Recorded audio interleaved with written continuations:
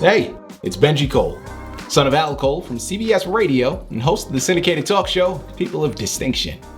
The talk that gives you an in-depth view of some of the most dynamic, intelligent, and successful people on the planet. Run to our website, alcoleenterprises.com for more info. Email me directly through benji@alcoleenterprises.com if you'd like to get involved with what we have going. And as always, please continue to like and follow our broadcasts. People of Distinction is an internationally syndicated show solely due to the love and support that you all continue to show. We're available across all major podcast distributors, and like I mentioned, people, if you keep following, we're going to continue to put out the content.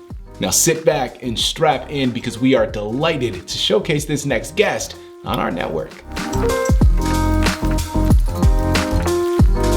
And on the line with us today, we have the impressive Randy Lee Higgins, PhD.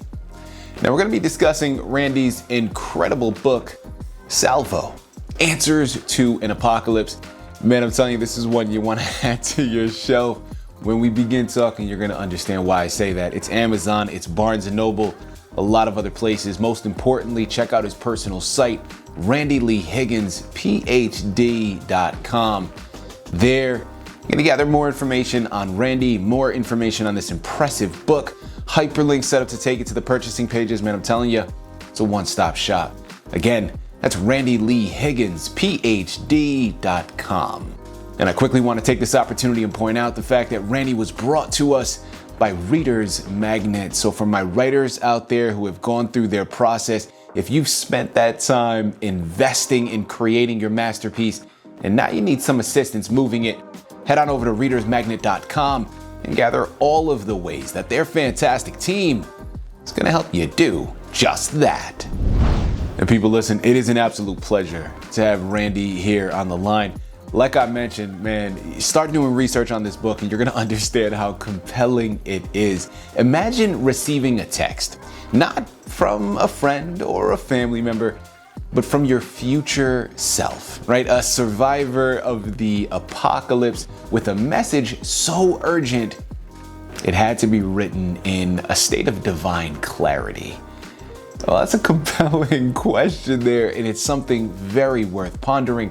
And that's exactly how Randy's explosive new book, Salvo, Answers to an Apocalypse, that's how it came to life on a cell phone call, delivering mind-bending truths about the end of the world and why it just might be the beginning of you.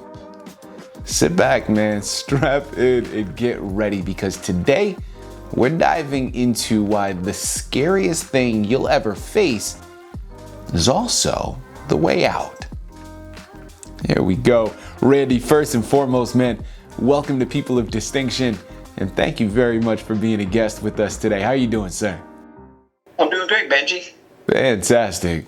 Man, listen, it is a pleasure to have you here, Randy. Your book is beyond compelling, okay? And listen, I know you know this, right? So I'm preaching to the choir here. But your book, man, it offers something that I think is both remarkably entertaining while at the same time really offering a lot of room for some introspection, right? For us to really reflect on ourselves, forcing us to look within and asking some pretty deep philosophical questions, man. So let's dive down the rabbit hole, man. Taking the seatbelt off, and we're along for the journey. Here we go. First and foremost, Randy, let's start off with the foundation, man. Tell us a little bit more about yourself and your background, please. Okay, sure. I grew up in the Blue Ridge Mountains of Virginia. And my dad was a police officer and eventually became sheriff. My mom was a housewife, full-time mother. A quiet rural area. Mm-hmm. And ended up going to California to do my doctoral degree. I always knew I'd come back, but I liked California a lot, so I stayed there as long as I could. But eventually, I did come back to Virginia and lived here for a while. And then my husband died in December of 2020, and I wasn't sure what I was going to do. So I was talking to my dad, And my mom at the time had advanced dementia. And he said, we could really use you here. So I moved back here. And right now I'm in the same house I grew up in. Mama died in October of 23. Mm-hmm. So, and it was a beautiful death for her. And I was so glad that I got to spend that time with her. And now it's me and Daddy and the cat, and we're doing all right. We make a good family. So it's nice to be back home. Complete to the circle. I love that, man. Listen, that's beautiful, Randy, okay? And nothing but continued success. I really do mean that. Nothing but continued success for you, for your loved ones.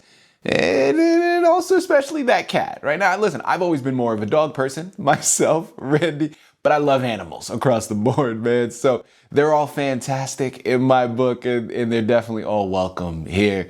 And without further ado, man, let's jump into this amazing book, Salvo, Answers to an Apocalypse. Tell us more about it. All right.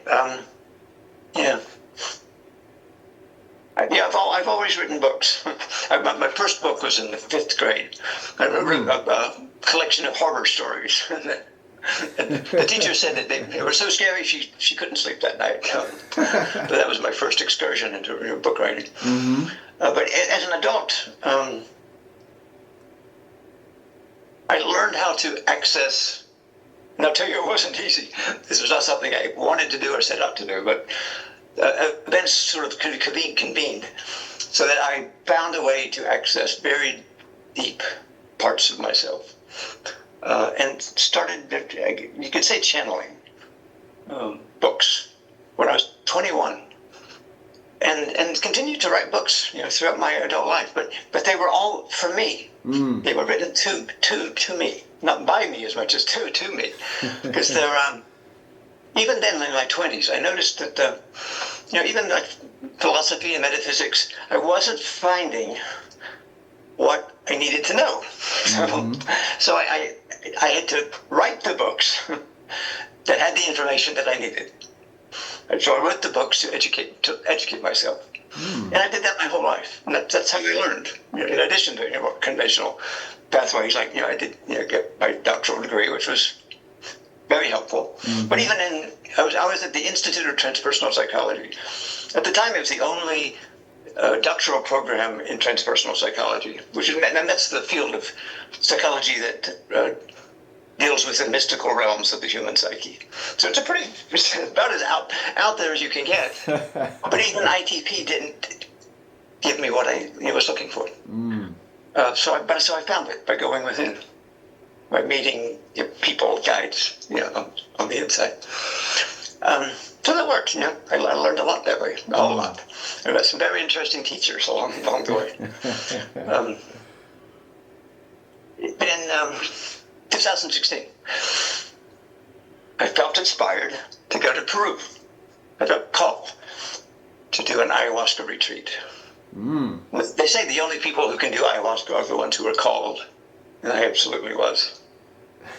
So it was in the third ceremony.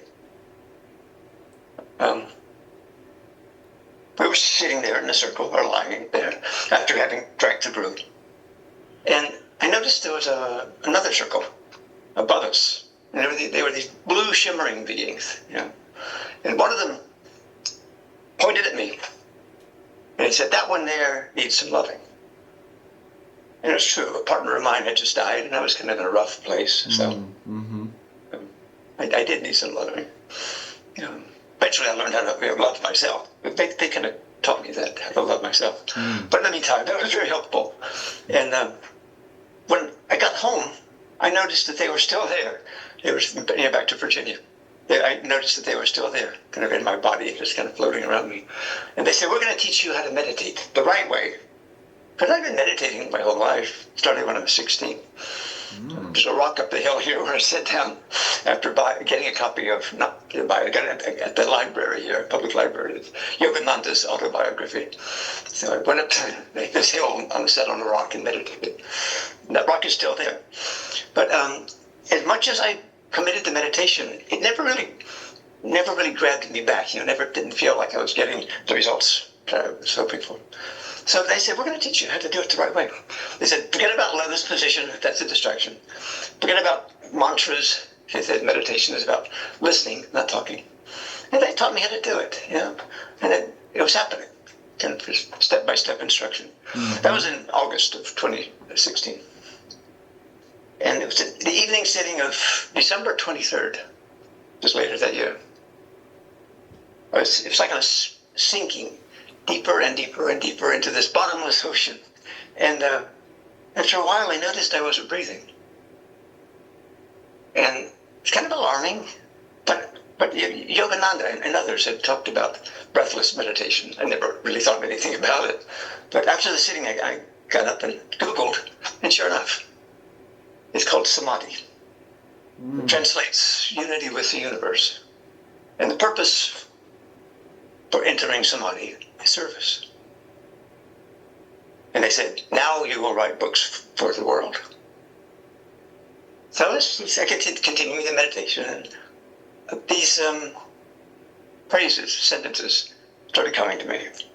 And my cat Isabella was in my lap, so I didn't use a laptop because my lap was already occupied. But there was a phone on the arm of the chair, so I grabbed my phone and it texted the message.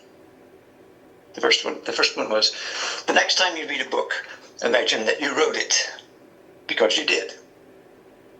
So I typed that into my phone, texted it to myself. And over the months, these messages piled up. And then they said, these messages are a book. And the title of this book is Salvo. Mm-hmm. You know what? Benji, I didn't know what that word meant. I'd heard it, but I figured it was related to maybe salvation or salve, something soothing.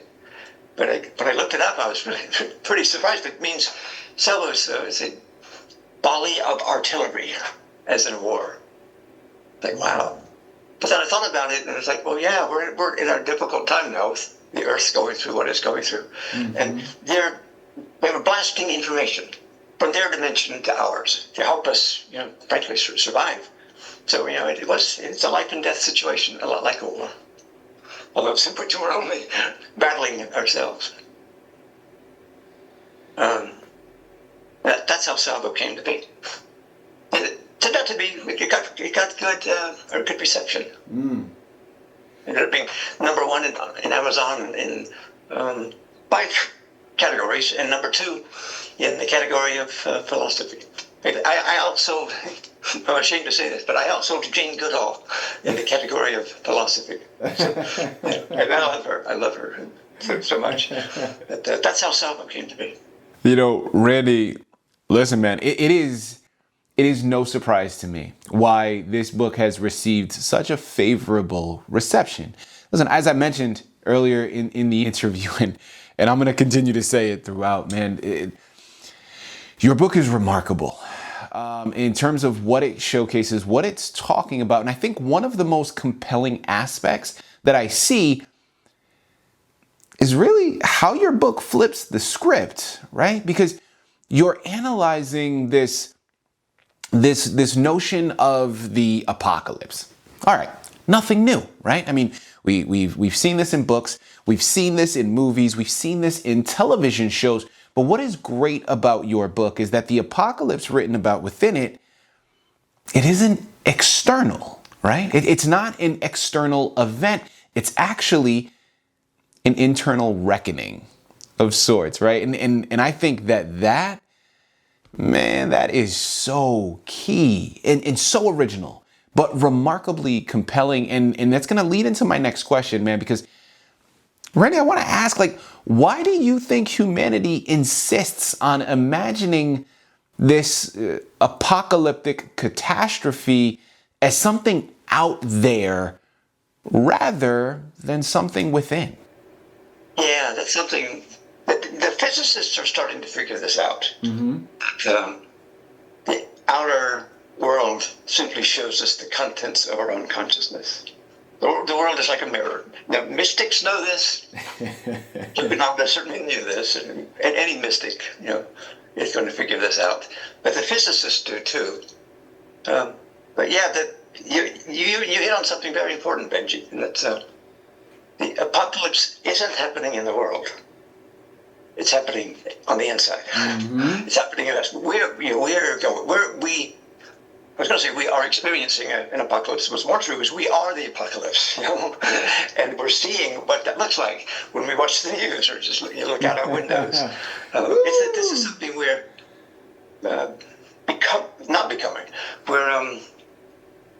It's something we're going through. Mm-hmm.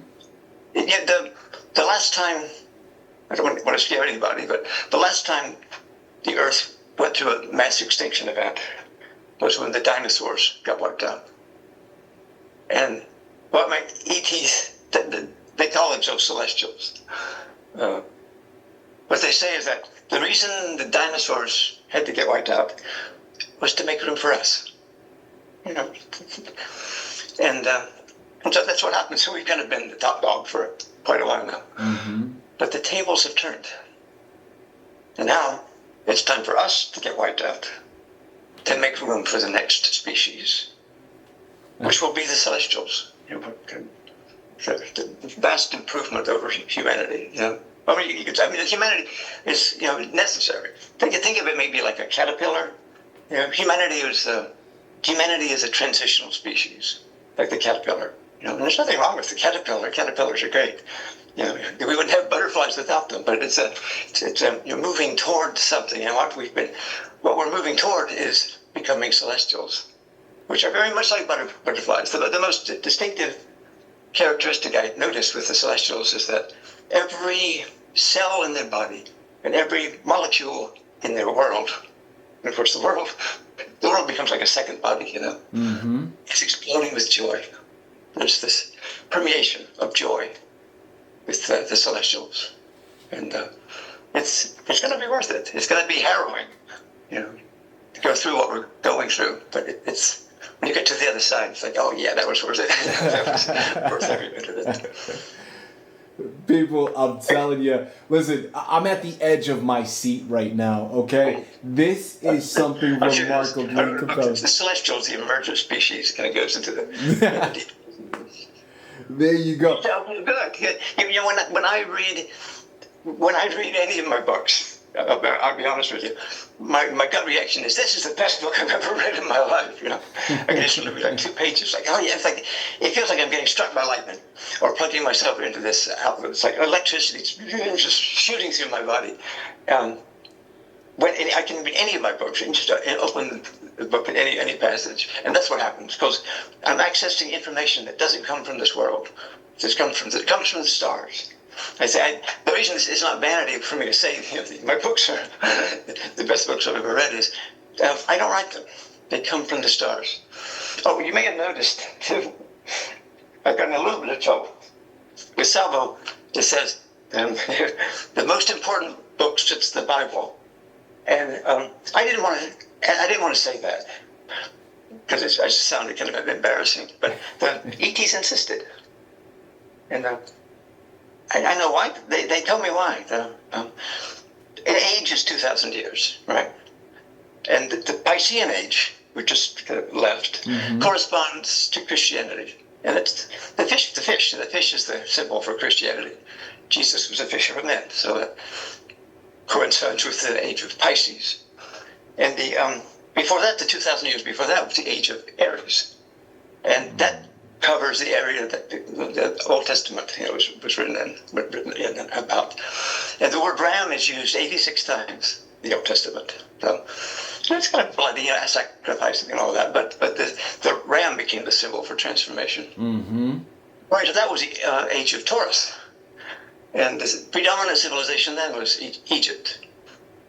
And this symbol for life and life and death and rebirth was the bull. And so it's the age of Taurus.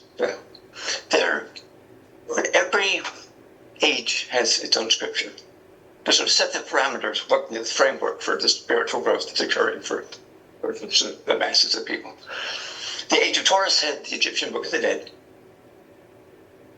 The age of Aries had the Old Testament. The Pisces has the New Testament. Mm-hmm. And my books are scripture for this new age. That's why they are. It's not better than the Bible. I don't say it's better than the Bible, but it's the most important book since the Bible because it's doing exactly what the Bible did. My books do what the Bible did. They provide a spiritual framework. They provide scripture for this new age that we've just begun. We're discovering who we are. And we are this terrifying self. The terror is coming from us. The last line in Salvo is, don't ever forget, you are an exploding galaxy. We're not people. We're life. Life. We used to be dinosaurs. We used to be humans. And now we're going to be some celestials. But we are life, And that's who we are. So there's nothing to fear because the only thing you can ever encounter is yourself, unless you're afraid of yourself, and that has to be resolved. The way that is resolved is by learning to embrace yourself in all of your horror, Just to look evil in the eye and say, I love you. That's the challenge. And, this is turning out to be the year of Salvo. The audiobook for Salvo is coming out it's going to be launched in November. A new hardback edition is coming out, and I'm in talks with people about turning it into a film. I had an interview the other day with Nicholas Bogner, who is the producers for one of the Mission Impossible films with Tom Cruise, and we're in work to make this into a apocalyptic, a new genre, apocalyptic mysticism. And yes, it's terrifying. The reward is you get to become who you always wanted to be. And all of your worst fears and all of your wildest dreams come true. And there's no other way to do it. It's the most thrilling thing that's imaginable. That's where we are. I wouldn't want to be any other place. Randy, I love it, man. Listen, that's where we are, but there is so much left to be had. People, I'm going to say it for you again. I know I don't have to. It's been on the screen this entire time. A lot of you are already heading on over there, but remember, it's Amazon, it's Barnes & Noble, it's Randy Lee Higgins, PhD.com. Pick up your copies of Salvo, Answers to an Apocalypse today. And listen, man, allow this book to be a wake-up call. Okay, a mirror forcing us to stare down the apocalypse within, only to realize that we were the salvation we've been waiting for all along. It is remarkably compelling, but one that you're going to be able to learn from and build from. I promise you that much. Head on over there, pick up your copies today. Randy, this has been a riveting conversation, man. Such an eye-opener. Thank you for the work that you have done in constructing this book, but most importantly, thank you for being here with us to discuss it all through people of distinction. Thank you, Benji. You've been awesome.